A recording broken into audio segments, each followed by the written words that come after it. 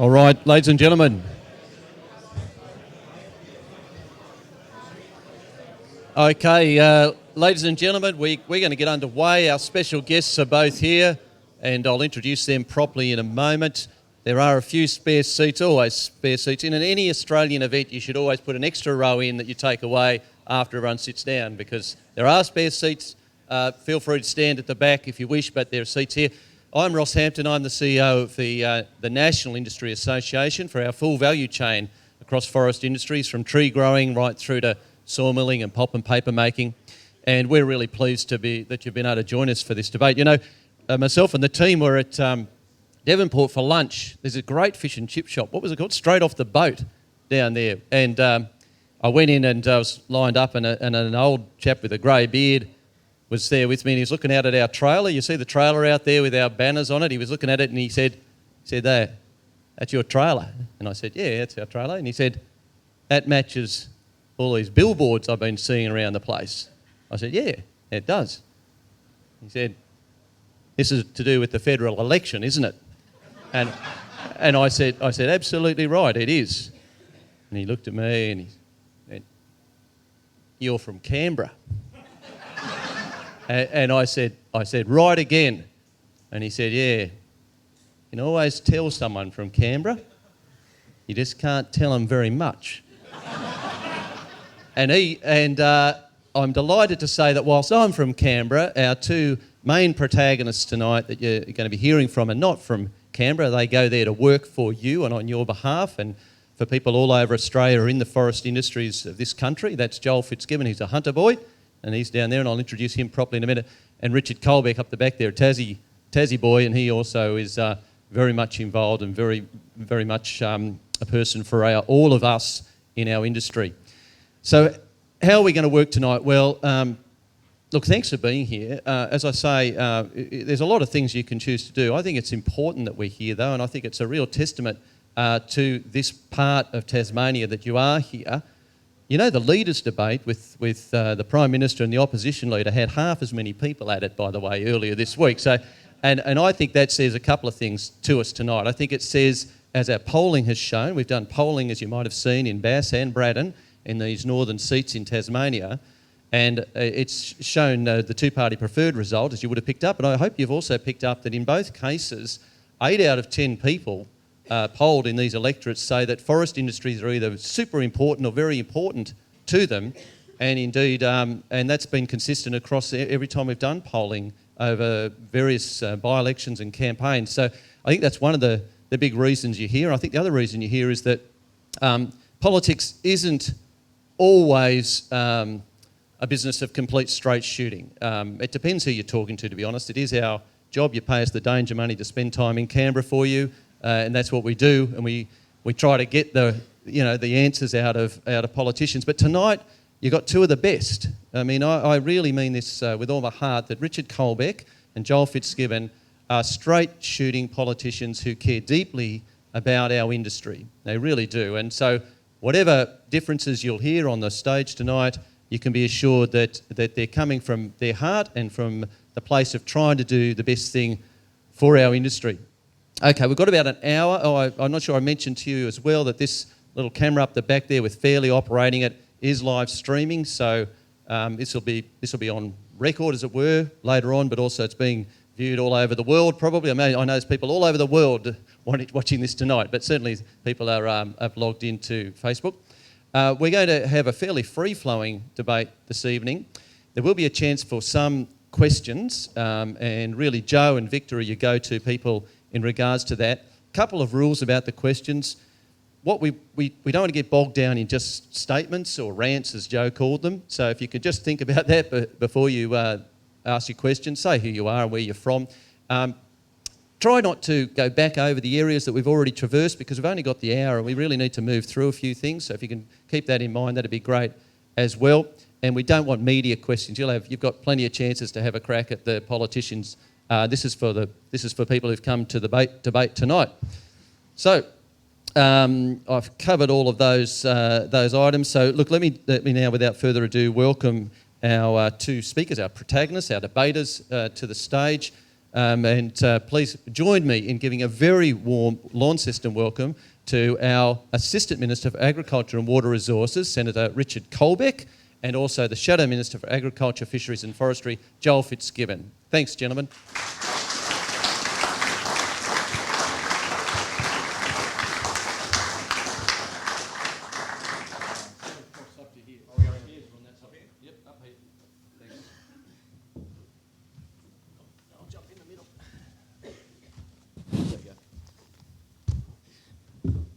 I'm advised when you ask questions, and also I'm saying this also to Richard and Joel, that we have to speak quite closely to the microphone. So if you can bear that in mind. We have taken a fairly informal approach tonight, so I'm not being disrespectful in any way in using their names, and I'm sure they won't mind if you do the same if you're asking questions of them. This evening we're going to roughly traverse the policy guidance through our document. So we've got a 10-point growth plan, as many of you will have seen, which is what we think we really need to do. But of course, we won't get stuck in the detail of that because, Rich and Joel may very well have the same sort of ambition in these areas, but be coming at it in a different way. And we need to hear that from them. We're not the font of all wisdom. We think we've got a pretty good... Thank you, Richard. We've got a pretty good plan here with some pretty well thought through areas in it that need to be addressed, but there's sometimes different routes to the same outcome, and if there's good ideas, I think we should all acknowledge them. So what we wanted to do first was just I've warned the politicians that we'd give them at least just 3 minutes basically to sort of lay out their case, and then we'll sort of move through the themes of native forestry, plantations, R&D, skills and training, that sort of thing, and see where we get to. We won't stop people interrupting each other, but we're all civilised adults here. I'm sure we'll be able to get a good balance of both a conversation and also people being able to, in the audience and online, being able to hear what they need to be able to make up their mind. The only thing I'd say to really finalise this intro is that it'll be important for you in the room, you watching, and in fact all those who are going to be voting in the forestry-focused seats around Australia, and we think there's about a dozen of those, especially in the marginal areas. They need to know what the outcome is in terms of policy. So before the election, we'll have these report cards published that'll go into local papers and that sort of thing that'll help inform communities who care about the future of our forest industries. I'm going to give the opening word to our incumbent Assistant Minister, Richard Colbeck. As I say, a great champion of what we've been trying to do, been working closely with us over quite a long period of time. And Richard, your time starts now. Thanks, Ross. And thanks to AFPA for putting this on. I did say when I saw Ross in Smithton yesterday, it's good to see you out of Canberra. And welcome everybody. Great to see everyone who I know has an interest in the forest industry here tonight for this debate. The really tragic thing about us all having to be here tonight is that going back sort of earlier, beyond 2004, a debate such as this probably wouldn't have been necessary because particularly here in Tassie, but largely at a national level, there was a bipartisan support for the forest industry. Mark Latham changed that in 2004 and that has had a significant effect. And unfortunately, events during the Gillard-Rudd years meant that there wasn't a continuation or an extension of any sort of bipartisanship in the industry. And particularly here in Tasmania, we've felt that, I think, more than anywhere else in the country, where the complete disaster and the sham of the Tasmanian Forest Agreement just really ripped the heart out of our industry here in the state.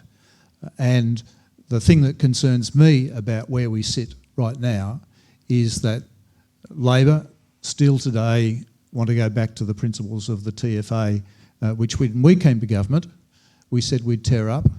When the Tasmanian Liberal government came to government, they said they'd tear up, and we both did that. We committed to a 20-year rolling RFA process for our regional and native forest industries, and we've held fast to that, and we've delivered that.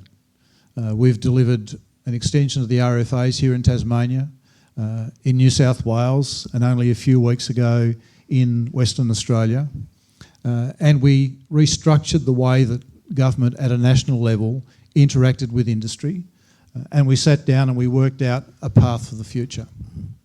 And at the moment, what Labor want to do is to continue to look backwards. So they're still focused on the principles of the TFA. And even though that government and industry has worked together to develop a national plan for the future, they want to go back and have another chat. They want to do all that again. But because there is a plan for the future, and this is it. We launched it in September, and we've commenced the process of rolling it out. Because it's time to start putting trees in the ground. I think that's one thing that we can all agree on. It's time to start to regrow particularly our plantation estate, and it's time that we had confidence and retained confidence in our native forest estate. Thank you. Is that my time? That is your time. I was only just warming up. There'll be plenty more time. Thanks for that. Team, can I have a glass to clink because the plastic doesn't work so well? Thanks very much. And you can set an alarm on that. Yeah, I'm trying not to Ross, do those sort of things. I did that and it didn't work, Joel. Joel, you have 3 minutes as well. Thanks, Ross, and I also want to thank AFPA and all your team for putting on this important event. Forestry is obviously very, very important to Tasmania. You can't have a strong national economy if you don't have strong regional economies, and it's also true you can't have a strong regional economy here in Tasmania if you don't have a strong forestry industry. And that's our key objective, creating jobs in the sector and, of course, creating investment in the sector. Now, the gloves are off. As you know, Ross, Richard and I are pretty good mates, but what a load of bullshit that was. I'm looking forward, not back. Richard, you're the person looking back. I'm looking forward. And today I announced a very, very positive plan for the forestry industry and all those who work in it or live off it. I don't think you'll distribute that plan tonight, Richard. I predict that because it says absolutely nothing. There is no plan in that document. But I released a very important plan tonight which answers all of AFPA's requests. Maybe not all, Ross, and we might have fell short in a couple of spots, but answered all the key risks of AFPA for the benefit of the industry. And I'll just go through them very quickly. At the highest strategic level, we're going to, if we're elected on May 18, we're going to have a national summit, a forestry summit, to talk about the big strategic issues in the sector going forward. And we're going to invite all the key stakeholders of that. AFPA, of course, will be one of them. We're going to remove the key impediment to investment in plantations and farm forestry. That is this ridiculous water rule that says you can't be in the carbon system, you can't have offsets as income unless you're trying to grow trees where it don't rain, which is just ridiculous. No policy rationale, gone. No review, gone. We'll get investment flowing, we'll get jobs going here in Tasmania. Ross has asked for 13 forestry hubs. We're going to give him 13. So far, Richard's given him 4. One in Tasmania, we'll give you 2. But we'll do all of the 13 hubs right across the country. And what will the hubs do? They'll do with the strategy at the lower level, at the regional level, and they'll make sure we have the infrastructure and workforce in place to accommodate all the extra plantation product we'll have as a result of our bigger plan. Already, of course, we've got workforce shortages. We want to address the immediate, but we want to make sure we can accommodate the demands for employment in the industry as the industry grows, and we want it to grow. So that's the fourth point. We're going to deal with the skills and the OH&S issues. Safety in the sector is very, very important. We're going to make sure our research dollars are spent very wisely, effectively and efficiently. Very, very important. We have a few things to say about that. I'll be happy to expand on them, but I won't take my 3 minutes now. We've got a $1 billion manufacturing fund, which will help people leverage their investment in their plants if they're going to be upgraded and trying to become more efficient. So I'm not looking back tonight, Richard. I'm going forward, and we've got a positive plan for the forestry industry, particularly here in Tasmania. All right, thanks very much for those opening statements. I think we might start with native forestry. That's been mentioned a couple of times in those opening statements. So I'll ask a question, but while I do, please, if you wanted to, if you have something in that area that you're burning to ask, please put your hand up so Joe and Victor can find you. Can we just start with regional forest agreements so that everyone in the room is super clear about this? Because except for Victoria, they've been rolled over in the other states now, and they've been done on a rolling basis. Richard, first, is that strong policy? That would not change at all under a coalition government? Well, it was our policy. We took it to the 2013 election. We made it a commitment at the 2013 election, and we've implemented it. We've worked through with each state, first with Tassie, then with New South Wales. Only just a few weeks ago, we finalised the Western Australian RFA, and we're in conversations with Victoria. And the policy is 20-year rolling RFA, 5-yearly reviews. Successfully complete your review, you get another 5 years on the end. So the minimum period of time that you have in front of you for resource security is 15 years, and at a maximum 20 years. That was the point of the policy that I took to the 2013 election. That is our continued commitment, and that's what we're implementing. It really is what has to be applied, and we've got to stop mucking around with them. Leave them alone. And that's been the problem, particularly since 2004, where we keep on coming back for another chip at them, basically on the back of trying to win votes in Sydney and Melbourne. And Joel, the aspect of the RFAs, I mean, Labor has a pretty well-known policy of also supporting RFAs, but I think Richard points an important one about the way that having them roll in that sense, so they're properly assessed, because under the legislation, the states have to do 5 yearly assessments to make sure everything is still tracking as per the agreement, correct? Is Labor also committed to that process, to the rolling RFAs? Absolutely, Ross. We own the RFAs. They underpin the certainty and future of the industry. And I agree with everything well, not everything that Richard said, but from a policy perspective, everything he said, we're committed to the 5-year reviews and the long-term nature of the RFAs. But what we will do is try to rebuild public confidence in the RFAs by, for example, making sure that the reviews happen every 5 years in a timely way and in a cooperative way. And we want to really strengthen Commonwealth State cooperation further. For some strange reason, Richard's government abolished the COAG committee in the agriculture, forestries and fisheries sector. I want to reinstate that so that we can have maximum cooperation and coordination between the Commonwealth and the states. Well, the point, Joel, of putting the 5-year review and giving 5 years if you successfully complete a review was to push the states to do the review. It was a safety mechanism that we built into the process to ensure that the states did undertake the 5-year reviews when they were supposed to. That was the point of it. So that was a policy initiative that, as I said, we took to the election, and the trigger to ensure that the states actually undertook the reviews was, if they didn't successfully undertake the review, they didn't get the 5 years. Clear incentive built into the design of the policy to ensure the states did the 5-year reviews. So I'm going to come to Terry Edwards from Tasmania in just a moment. That's all I need to say, really. Terry Edwards from Tasmania. But I think the design of the policy probably people did the 5-year reviews. So I'm going to come to Terry Edwards from Tasmania. Having the RFAs underpinned, that's all I need to say, really. Terry Edwards from Tasmania. But I think there's an important point I think probably people listening and watching would also like to understand from you both, and that is having the RFAs underpin native forestry is terrific. It's a great starting point, but in the last 20 years of RFAs, we lost another 3 million hectares of productive forest estate because the states take other unilateral actions, even though the RFAs are in existence. For those who don't know the figures, we've got about 125 million hectares of forest.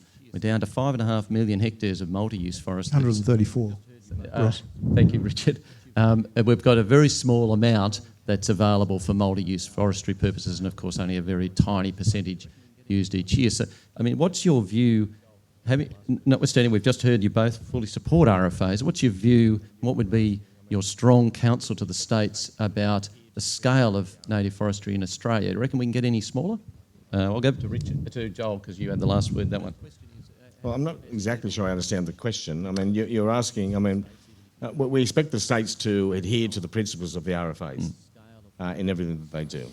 I don't know, what's the point of your question, Ross? I'm not sure. The point of the question is, as federal politicians, have you got any guidance to the states, even if you don't have legislative power, about the scale of forestry in Australia? We're in a situation all over Australia where, notwithstanding RFAs, state governments keep on deciding to take out productive forestry and create yet more national parks. We saw it last week just in Victoria. Another 5,000 hectares just unilaterally disappeared out of the multi-use estate. So while you're thinking about it, Richard. Thanks, Ross. To take land out, it's a part of a negotiation process and a variation to the RFA. So that's how that will happen, and that's how most of those changes have occurred over the last decade or so. There's been a negotiation and a variation to the RFA that's been signed to remove areas. It was done here in 2004. I think fairly significant areas were taken out, and it was also part of a number of other processes. So states do have sovereignty over their own land, and they can make some decisions in that sense. But the reality is, if you look at the broader science in relation to forestry these days, we're better off looking at a broader landscape scale. The more you can spread the impact and the cycle of forestry over a wider area to maintain your harvest and maintain your forest practices, the better off it's going to be. And in the context of managing the forest, managing biodiversity, and all of the other values that we all know are important, the more widely it's spread across the landscape, the lesser the local impact can be, and the better you can manage your forests and all of those all of those potential impacts. You know, a multi-use forest, I think, is of significant value to us, and we know, and I don't want to create an argument between the native forest sector and the plantation sector, but in the context of forestry and timber supply, a native forest regime is better for biodiversity, it's better for water quality, it's better for carbon storage, can assist with fire management, and so all of the values that are right at the top of an environmentalist perspective are better managed by native forestry than they are for plantation. Now, plantations are really important for a strong supply of common source or consistent product. So both have their place, but the native forest industry really should be the foundation of our high quality value timbers and products, because the best quality timber, and as a chippy I've seen it and know it, the best quality timber is slowly grown in a native forest regime. Thanks. So Joel, it's really a question about no more lockups, I guess, if you wanted to use plain English. RFAs being the foundation. And so where do you stand on that? Well, you know, the reserve system's a matter for state governments, and I don't think anyone in this room wants the Commonwealth to take over the complete management of our forestry system. I mean, we have RFAs because the Commonwealth has constitutional impediments to managing our forests, so we try to do it by agreement with the Commonwealth. But those reserve systems are a matter for the states, and I think people want the states to make their own local decisions. But I hope on every occasion the states properly consult their communities to make sure whatever decisions that they are making produce the economic, social and environmental effects and benefits that we all expect as a community. Terry. Everyone else has to give their name, but you don't. I'm just me. This is really, well, firstly an aside, you're certainly right, Ross, when you say historically it's state governments that have tended to lock up forests, but I think Richard knows full well what happened in 2004, where the push came from the federal level rather than from the state level, and the Tasmanian government was forced to a position of having to lock up additional forests. So it's not always state governments that initiate the changes. It was the same 2010 to 13. Yep. Exactly absolutely. the same situation. And I make the point again, Terry, we don't want those decisions being made from Canberra. No. I don't want them made from Canberra, I want them made here. Exactly, that's what I said. But my question is for Joel, and it relates to RFAs, and in a way it dovetails with the review of the EPBCA and whether or not the current exemption for forests managed under the RFA system will remain in the EPBCA, or whether there might be a move to shift that. No, I believe it will remain. I've not had any conversation to the contrary. So that's the Environment Protection, Biodiversity and Conservation Act. Yeah, it's an those important, of you who aren't policy yeah, wonks. it's an important component of the settlement, if you like, the agreement between the Commonwealth and states. It's just a way of saying we're not going to have an agreement with you and then override it at the first opportunity. Another question. Thanks, I mean, Victor. can I just make a yes, point certainly, on that? Richard. I mean, the question that I would ask, and I think it's a legitimate one for Joel in the context of that, is the new Environmental Protection Authority that he's going to put over the top of the EPBC Act, and what impact that might have on the RFAs. Because the rhetoric in Tony Burke's press release that talks about how well the natural environment's been managed, talks about land clearing as part of its concerns and that there will be stricter management. So my concern, and I think the question that Joel has to answer, and we know that the influence that Tony Burke has over environmental policy and these sorts of policies at a national level, and I've experienced it plenty of times in the Parliament myself, is what is the impact of the EPA? And I think that is a hanging question, and it's a serious question because they've got to get this stuff through the Parliament. They will need the support of the Greens to do it, and the Greens will extract their pound of flesh for that. And we know that the Greens hate RFAs and that they'll want to have some impact on RFAs for passing the EPA legislation. Joel? Well, Richard, you came here obviously to run a scare campaign. I mean, No, Tony Burke... I'm actually asking Tony a genuine Burke, question, Joel. Yeah, and I'm going to answer it. Tony Burke will be the Environment Minister. He's a former Forestry Minister. He knows the issues well. And unlike you are at war with David Littleproud over the water rule. You can't get an agreement. You've lost that war, sadly. I'm sorry you don't have any influence in the show. But Tony Burke and I work cooperatively and together. And you can run some scare campaign about the federal EPA. It's got nothing to do with the question Ross just asked. It actually does, Joel. It actually does, because the EPA will be an overarching... I'll come back to you. Now, Richard introduced land clearing, another scare campaign. What we are trying to do is put the land sector into the CFI. We want farmers and foresters to earn income in the farm, in the carbon economy, something they can't currently do. Now, just to switch to farmers, if a farmer's growing trees on their land, then under us, they'll be able to get carbon offsets for that. So when the big polluters can't keep below their targets and they go out to look for an offset, they can buy it off a farmer or a tree forester. We're putting them into the system. This is a win-win for both farmers and foresters. So we're going to come to that side of the question in just a moment. Did you want a final word on this one, Richard? Well, Joel said there's nothing in this document. It's actually in this document. Plenty of pictures, Richard. Review. Allowing farmers, and this document's been built in cooperation with the National Farmers Federation. They support our policy. Is allowing farmers and bringing farmers back into the CFI. And it's, Lady in red. it is a bit cute to hear Joel talk about the water and the water rule because he regulated it. All right, we're going to cut. He regulated it. You'll have your chance. He put it there in the first place. You'll have your chance on that one as soon as we finish. And I think we're going to have to move on in just a moment, but I know this lady would like to ask a question of our panel. Yeah, hi. Kelly Wilton is my name. Joel, I have a question for you. Labor's commitment to delivering the outcomes of the TFA is listed under the environmental policy chapter.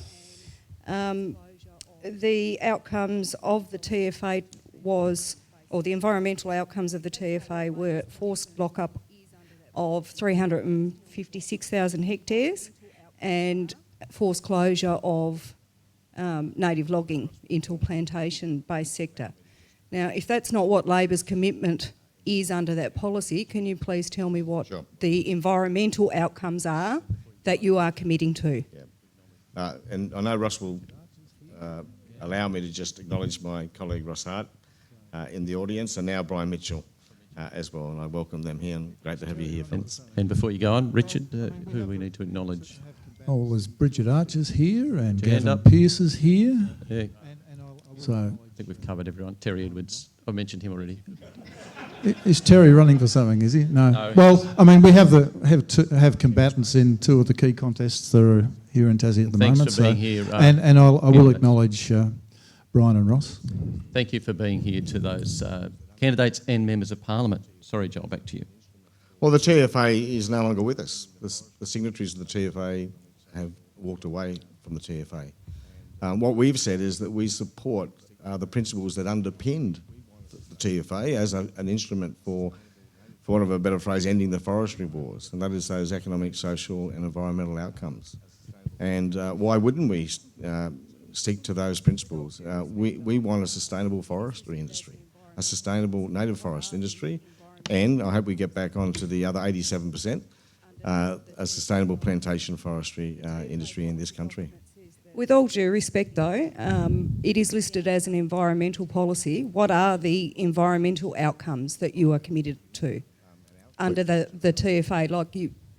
The TFA policy document says that Labor is committing to delivering the outcomes of the TFA.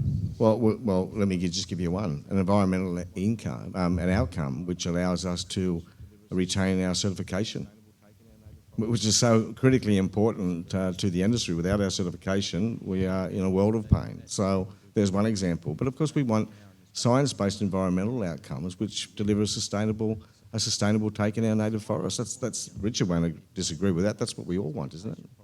So we're going to move on at that point. We really do have to, because we've only got the hour and there's quite a few elements we haven't even got to yet.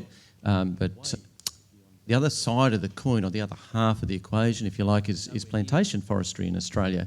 Most people aren't aware that we're importing growing amount of our softwood, even for our homes. We're way beyond being self-sufficient. Past that, we are nowhere near being self-sufficient in our timber, and it's going backwards. The last State of the Forest report showed us that we lost another 44,000 hectares of our plantation estate because it wasn't planted in optimal places, and industry has decided it would revert. And that's not really a good position for a country of our size and scale. And it certainly doesn't give us the chance to grow and to meet some of that growing demand for all the fantastic things that come from timber. We have a bipartisan position at the table tonight, informed by some good research work by FWPA and a range of others, that says we need about 400,000 hectares over the next 10 years to start to keep pace with the growth of Australia's needs. So I'm delighted to be able to say to you that's bipartisan. How do we get there? Well, that's what we have to talk about here tonight. And I think the easiest way to start that conversation is ask Diana to ask her question. Diana's joined us from Tumut, Tumbarumba region, and is an agricultural economist that many of you might know, and wanted to ask specifically about this in relation, using her area as a case study. Thanks, Ross. Yes, little promo for the Southwest Slopes of New South Wales. Forgive me, I'm an economist. Supporting 5,000 jobs, delivering $2 billion of annual gross output and $1 billion of gross regional product. As Joel indicated, it is a driver of our regional economy. We have world-scale processing mills that require 3 million tonnes of fibre a year. Our region can only produce 2 million tonnes. That shortfall is only going to get worse. My question is, what can be done? What can you offer as incentives to increase our plantation estate? We'd only like 30,000 hectares as a start, please. What can be done from both your policies to incentivise more plantations or remove impediments to investment in plantations? I'll go to Joel. I think that's the right order. Thanks. At this stage. Well, thanks for your question. Obviously, in my introduction, I made the point. Our plan, the key plan there is to remove the water rule, that key impediment to investment in the sector, lowering the investment hurdle, and of course the hubs. The hubs are really important because we're going to increase supply and demand. In the processing sector, we're going to need infrastructure, so we want to make sure the right trees are planted in the right places, and we have the infrastructure to accommodate the extra workload obviously involved, and of course all the benefits that flow from that, including of course building a workforce. The big difference between me and Richard tonight is that I'm going to give you a hub at the first opportunity. If we're elected on May 18, we won't do them in tranches, we won't stage them. In fact, your region is probably more advanced than some of the regions which Richard has listed in his 4 of the 13. So I don't really understand that. I'll let Richard explain that for himself. But you'll be one of we're not just the first cab off the rank, because everyone will be going together. But I suspect, given the advanced nature of your planning, you'll be one of the quickest out of the blocks. Thanks, Richard. Thanks, Ross. I wouldn't necessarily agree with your assessment of the hubs, having been around the country and had a look at some of the locations, Joel, but I agree with So you. they're not advanced, is that what you're saying? No, that's not what I was saying. I wasn't making a comment about them, but I was making a comment about your reflection about who was where, because I have been around and had a bit of a look. So a couple of things, specifically for the Southwest Slopes. I'm happy to say that we will bring forward Southwest Slopes as one of the trial hubs straight away. That's an announcement tonight. It is an announcement today. There you go. Very good. Well, I'll claim the victory. Well, and we have deliberately staged this with a trial process because there will be some learnings for this. And so we have set up a trial process deliberately because there will be learnings out of each region as we start to develop the hubs, develop the learnings around the infrastructure requirements, labour requirements, all of those things. So rather than just leap in, we made a deliberate decision as part of the announcement of our plan to establish pilot hubs so that the learnings from those can then be applied to the hubs that follow. I know Ross is, and I did say to him a few weeks ago that he should be more aspirational, has put a list out for 13. And I've said right from the outset of this process it wasn't exclusive.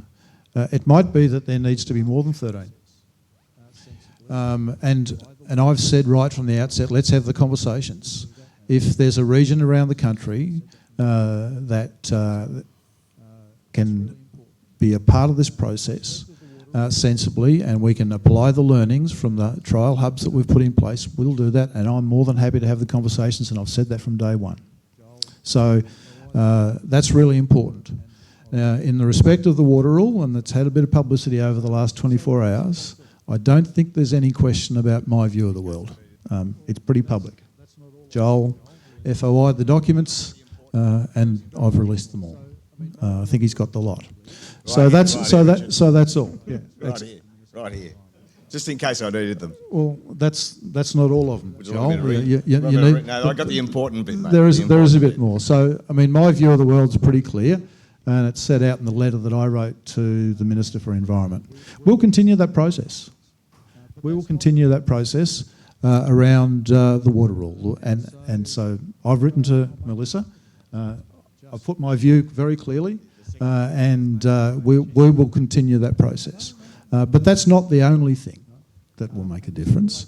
And so, Joel, I'll make a second announcement tonight, just to keep you happy. The second hub in Tasmania, by any chance, that you were denying us? No, the second hub? no, Joel, no.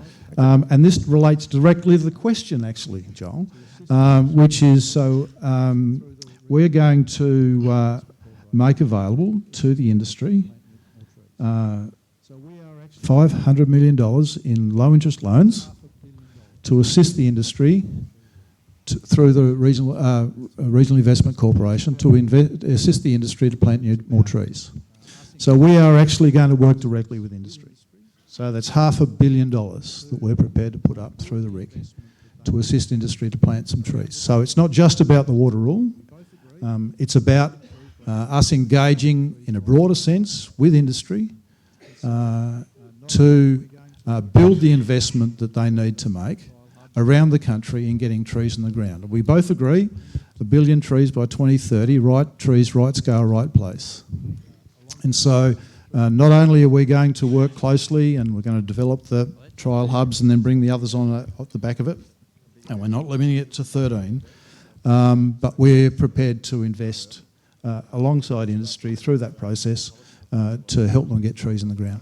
Well, that's a Well, there you go. Can I just say, there you go, Diana. There's a big announcement. No matter who wins on May 18, the Southwest Slopes gets their hub early. And Richard, I thought if you had a policy proposal like the one you've announced tonight on the loans, you might have been in that document. A little bit late coming. You've had 6 years and suddenly you're providing concessional loans. We'll have a think about that. But, you know, I think what investors want is the investment hurdle lowered so they make their business decisions. So we shall see. Do you want me to read what you said in the letter, by the way? To Minister, I believe this will have untold benefits for Australia's carbon abatement goals and for our forestry industry, is what you told your Environment Minister. It's a pity you didn't think about that back in 2010, Joel, when you put it in the regulations. I mean, my view on this has been clear for a long time. In fact, I said during the debate when the carbon farming initiative was put in place. If you wanted to design a policy to stop growing trees, you'd do this. And I also said that when you tabled the regulations, or the draft regulations as they were at the time, trees are the only crop that Labor was saying had to have a water licence to grow. And if you are re-elected, when will you remove the water rule? Well, Joel, as I said to you, I started the process. You've run up the white flag. No, not at all. Not lost. at all, Joel. I started the process. My view is very, very clear, and my clear intention is to continue that process. Continue to fight a losing battle. So is that your policy? Joel, let approach? me just... Absolutely not, let me Joel. just I ask, mean, the cute thing is Who's that running the show the thing on that your you're claiming as a victory for you, which is the Ag Minister's veto, was National Party policy that was put in place in 2014. You're now going back on the policy that you put in place in 2010 and 12. So we will make sure that the appropriate environmental protections are in place and then to assist the industry to get more trees in the ground, and that's the responsible thing to do. But David Littleproud said we were reckless. David, your minister said yesterday we were reckless in removing the water rule. Let me just ask a follow-up question, because this is a big announcement for us all tonight. It's come out of the blue for us, and very welcome to have any announcements in our space. Richard, so do we read from that? I think you're being pretty clear that there will be no change before the poll in relation to the government's view about the water rule. I think is that clear? Is that what you're saying? It's not going to be... Well, to make any changes to the regulations that exist right now...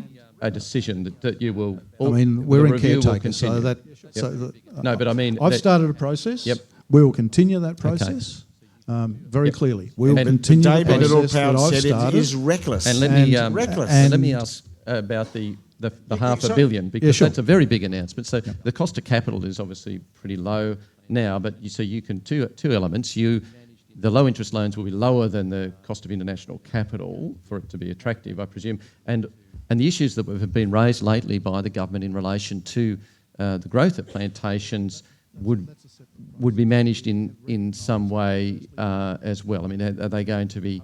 How would they be managed differently to trees being incentivised through carbon payments? Well, that's a separate process, but we have recognised, firstly, by allocating the hub regions, the areas where it's a good place to grow trees. We think that the $500 million in new capital investment will put in about 150,000 hectares of trees. That's our estimate of how much we think it will provide. And then we'll be working individually with businesses who are looking to grow their estates so that that amount can be taken up. Ross, can I just make the point? This government's answer to every problem in the country is a concessional loan. You know, you introduced them first, Joel. Let him have The a go. Labor Party introduced concessional loans. Let him have a go. In 2013, we introduced farm concessional loans for people who were heavily indebted, mainly around Queensland. This government's turned them into loans for everything. Now, what are these loans? They're loans at a concessional rate. So Richard hasn't given us a number tonight, but we are in a low interest rate environment. I don't think raising capital is the key challenge for most people who would be making these investments. Lowering the investment hurdle is. But, I'm happy to have the conversation with the sector, and they'll tell me whether this is a helpful proposition. But remember, the government borrows at the bond rate and then issues the concessional loan at something above the bond rate. This is why they love them. It doesn't cost them any money, and it allows them to say, we've got $500 million on the table, whether they ever spend it or not. We don't know what the demand for these loans will be. And I'll make just one last quick point. He's going to use the Regional Investment Corporation. Does anyone know what that is? That's what Barnaby Joyce wanted to call the Barnaby Bank. It's stuck out at Orange, trying very hard to give other concessional loans to farmers, and it's supposed to be administering some water infrastructure grants. It's not done one water infrastructure grant, and it can't do the concessional loans either. I think its strike rate so far is 10% because it's dysfunctional. It's a room full of public servants, and it's not going on. I really fear if Richard's re-elected and this loans program is going to be handled by the Regional Investment Corporation, be very scared of that proposition. I think that's a very, very unfair characterisation of an organisation that was established on the 1st of July last year to characterise them that way, and I think it's pretty shabby to attack the good people who are A, on the board, have been appointed to the board, and B, administering the organisation. I mean, I think that's a pretty ordinary way Well, the first thing they did, Richard, was contract the work out to Bendigo Bank. We're going to James Neville That's Smith. part of the problem. James Neville Smith's got a question. Thanks, guys. Notwithstanding the last couple of minutes debate on concessional loans, but Richard, is there scope, and Joel, is there scope from your side to look at concessional loans for the native sector for capital investment into value adding? As a sector, we've been reduced to the point where it's very difficult to get funding for further capital because of the scale of our businesses. Yet we know that with less, we want to do more in terms of the state. With less volume, we want to value add more and employ more people in Tassie rather than exporting the product. So, is there scope to broaden the $500 million or grow it for the native sector as well? And we'll keep it quick as we go, trying to go forward from native. Look, it's the first time it's been raised with me, James. I'm happy to consider it. The reason that we've put this on the table is because it was an industry ask. This came to us in a policy document previously from industry, so that's why we've put it on the table. But I'm happy to take that on board and have that conversation with you. All right. Can I just make the point, Ross? Finally, yep. This is a really important point. The industry hasn't asked me for concessional loans. What the policy I delivered today was the policy Ross, on behalf of the industry, asked for. Now, we're happy to have the conversation about capital raising assistance, but the industry hasn't asked for concessional loans, so I have no idea where this concessional loans proposition came from. Again, I think it's the way of making a big promise and that costs the budget. We've only got 15 minutes left, so we do have to do R&D as well. So we've really got that's a very important part of any growth phase of any industry. You know, it's only 20 years ago we had sort of 750 researchers working in forest industries. We're down to 200 perhaps if we're lucky. There has been some small investment in research and development through nodes in Mount Gambier and Launceston, National Institute for Forest Products Innovation nodes. They've run out of money after turbocharging about $16 million worth of research, with industry contributing to the federal government money which came from Senator Colbeck, and also the state governments put in money into those places. We haven't heard anything from either party yet in response to our need to provide research and development for the industry. So I'll go to you. Who had the last word? I think you did. Richard, I'll go to you first on that one. Well, our plan clearly delineates a desire to have further nodes of the National Institute for Forest Products Innovation. And are they coming? We've indicated where we'd like to have those. We've commenced conversations with states. We've asked states to co-contribute, and I have announced already we'd like to do one in the southwest of Western Australia and one in the north east of New South Wales. We're going to get them before the election. Sorry to interrupt. Well, I can't contract anything while I'm in caretaker, Ross. You know that. You can announce though. Well, I've already announced where I'd like to have 2 more nodes, and I just repeated it. And I've also said I'd like to have a conversation with the Queensland government about one in northern Australia to focus on Indigenous forestry, because I think that's a huge opportunity. A huge chunk of the Australian forest estate is in Indigenous hands. It's a big opportunity from my perspective to develop employment in the Indigenous communities, particularly up north. We've put $200,000 just recently through the Northern Development Fund into some work with Indigenous communities into forestry in the north.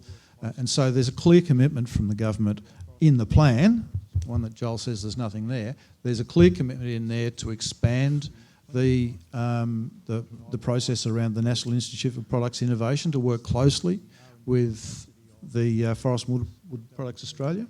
And I've said to you, the industry, plenty of times before, that I would like to bring all of those things together, harness the R&D capacity of the NIFBIs, FWPA and industry, and create something a little bit like what they created in Canada with FP Innovations, because that will actually strengthen our overall R&D effort. And so that's what I'd like to see occur.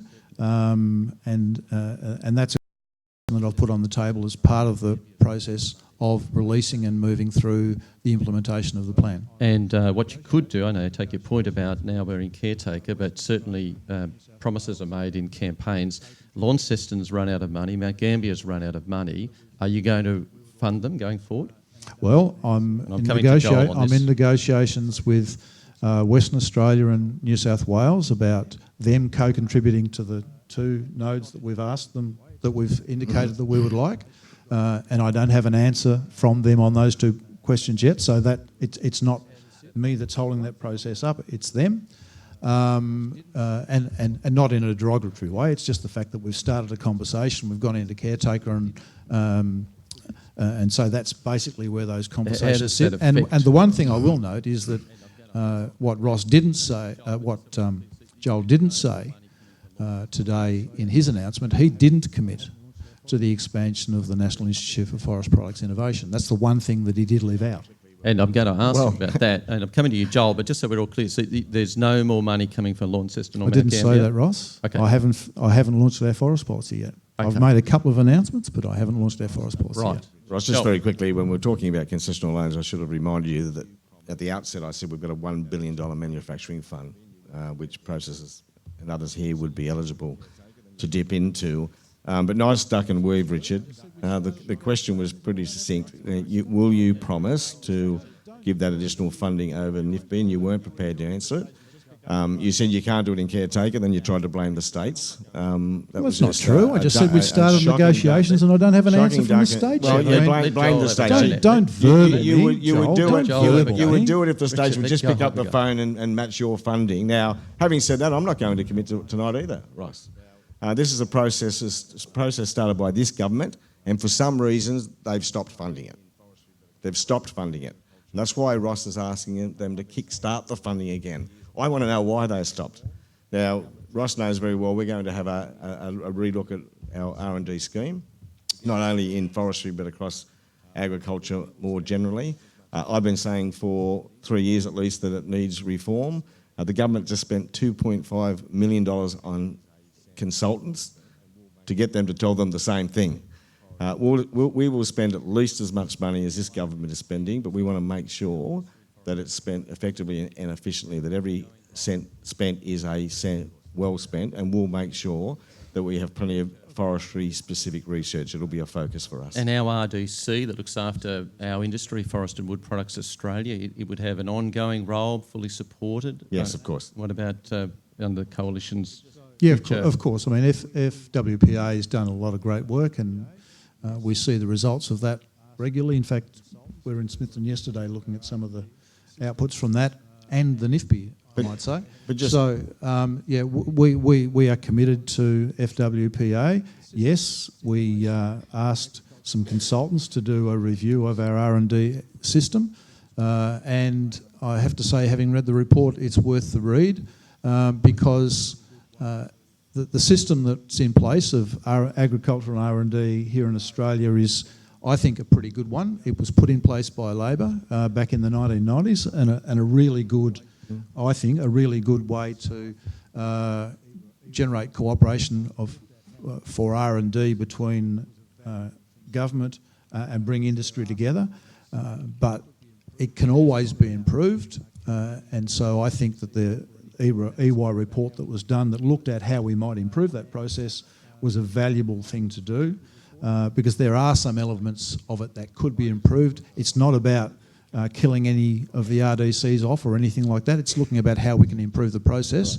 I thought it was a pretty good report, worth the read. Okay. Did you have another comment? Just the point on a bipartisan note there. The co-funding model is the strength of our RDC system, government matching the contributions of levy pay. So that's not under question.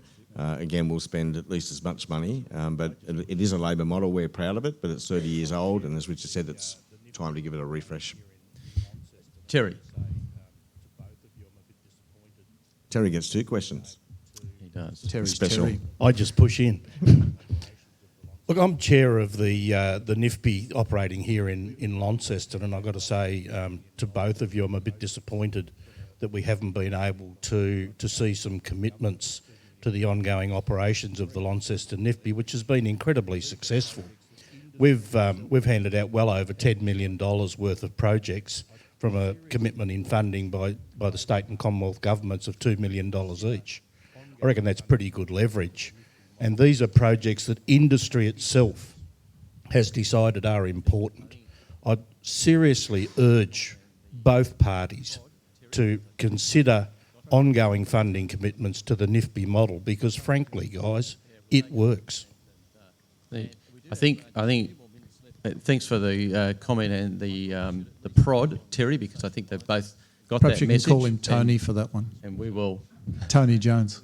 Yeah, we'll take it as a comment, and we do have just a few more minutes left because we have a cut-off at 1:30. I thought we should at least touch on social licence this evening. It's often something that forest industries are grappling with. The whole of agriculture's grappling with it, and there was an interesting announcement just this week that I thought was quite interesting, that there was $10 million for children to be taken to farms so they can understand better what farming's really about. Seemed a pretty good idea. We'd like to know if that's something that forestry will also be involved in. We'd like to ask, also that was a government announcement, and be asking Joel about that in just a moment. But Richard, in terms of social licence, an answer to that and anything more broadly? Well, I don't see why forestry shouldn't be part of that process. I mean, one of the things that we're talking about is farm forestry. And so the integration of trees back into our farming landscape can have a whole range of benefits. We've had a bit of a to and fro about carbon, that's one of them. But you can, and I'm sure Joel's seen it as much as I have, you can put trees back into up to 20% of a farm and have zero reduction in its agricultural output, but improve the environmental conditions. Talking to Martin Moroney the other week, up to a 30% reduction in evaporation rates. So, run out of time, you know, I think all these things work together. So we're in the program. I think you should be, yeah. But does that mean we are, or we're not? It's just been announced. I'm on your team, and so I'm happy to say you can access it because you're part of agriculture. Excellent. We'll come to you, Ian. Joel? Well, Richard obviously doesn't know, which I think is pretty funny. You should be in it. Social licence is important, so is education. We should start when they are very young. There's a great organisation called the Primary Industries Education Foundation Australia. They've been doing this for years. The government's been funding them for years, not very expensive, about $80,000 a year. They have other sources of income. Sadly, the government's just cut their funding. Now, I don't know how, but I don't care. If they want to cut the funding there and do it some other way, well, they'll have our support. So it's really important. This was a government announcement to their credit. So in terms of things you're thinking about, how does the social purpose fit in? We will do as much, if not more, as the current government on that front. Because it's a real focus. And children visiting forestry. Yeah, absolutely. Yep. Ian. Sorry, Victor's just getting down to you. Just start talking and the microphone will pick it up. Thank you. Ian Dickinson, private forest owner and a farmer. I guess just go back a few steps. The reasons that the RFAs have been interfered with is because we lost our social licence. And I've got no doubt that the commitment of these two fellas in the Cabinet are passionate for our industry. But they won't carry the day if the rest of the people in their government does not support it. And I think the industry has fallen down because we dropped the ball on making sure the community understood how our industry worked. My wife is a teacher, and at one point in time, the land care movement had an adopt a farm program. So busloads of children used to come to the farm. It would cost me a day. We would host them for the day. And when we took them around the property, it was in the early days of the pulp mill debate at Longreach. And without exception, the parents that came with those children, after we explained why we grew the trees and where the market might be, had no idea. And they really did appreciate the fact that we could explain to them exactly. And I'm sure that most of them went away with a different point of view about the Tamar Valley pulp mill. But you can't do it busload at a time. Thanks very much, Ian. Ladies and gentlemen, that is the end of our broadcast time, so we are going to pull up stumps there, I'm afraid. And thank you. I've got a couple of texts coming in from as far away as Oxford in the UK saying thank you to you both for participating in this way. The magic of the internet. So there will obviously be a time afterwards to talk to our politicians, but please do join me in really sincerely thanking them for being so willing to care for our industry and all of our workers around Australia and care about the policy settings that are going to help us grow into an even bigger industry and to participate like they do in this robust form of democracy. Thanks very much for being here.